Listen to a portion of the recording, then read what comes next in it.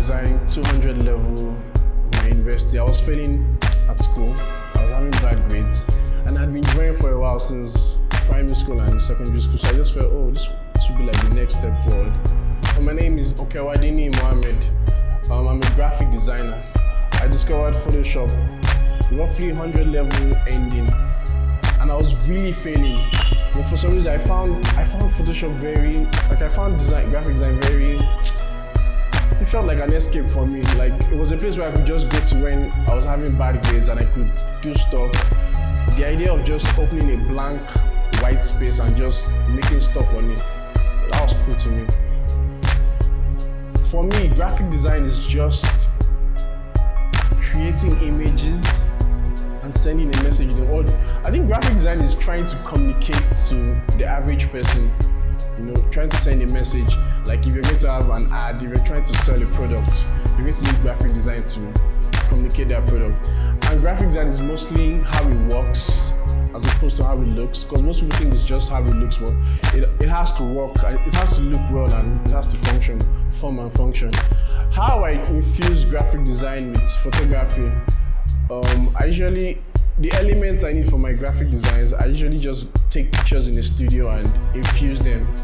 So that way you have more creative control, you know what the output is going to look like, so you know what you need to take, as opposed to getting images off the internet and trying to walk around the images of the internet.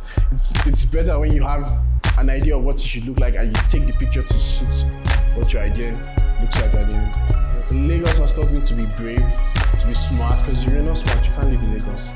That's a fact. Brave, smart, be early, be able to predict things, be able to know that by 9:30 there's going to be traffic, so you have to leave your house for like 7:30 in order to beat traffic. You need to be fast, you need to think fast, you need to be guarded at all times, because you don't know who's going to try and just pickpocket your stuff. In Lagos, it's a mad city, and it's taught me to really be on the edge and be on the go. I would like to say our culture doesn't really understand creativity, because Nigerians, if you're a kid and you tell your parents, oh, I want to study graphic design, so they're like, why you want to study that course? So I think first of all, it starts with parents really acknowledging the fact that graphic design and all these things that involve creativity is something that we can go into. I think the next 2 years, because we're already seeing people on the rise. You have a lot of photographers these days, you have a lot of musicians, you have a lot of artists, and we're gaining a lot of recognition abroad and everywhere. So yeah, next 2 years is going to be really crazy.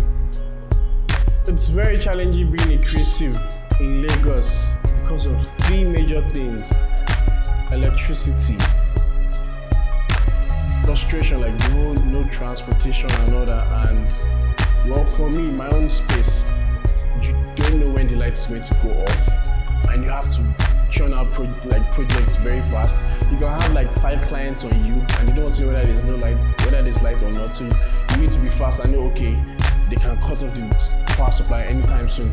So you need to work on the edge. So that's really been challenging, because there's times where I get this mad idea and I'm about to execute it, then light goes off, so I have to probably jot it down, wait for like the next 4 hours before I can now resume working on that idea.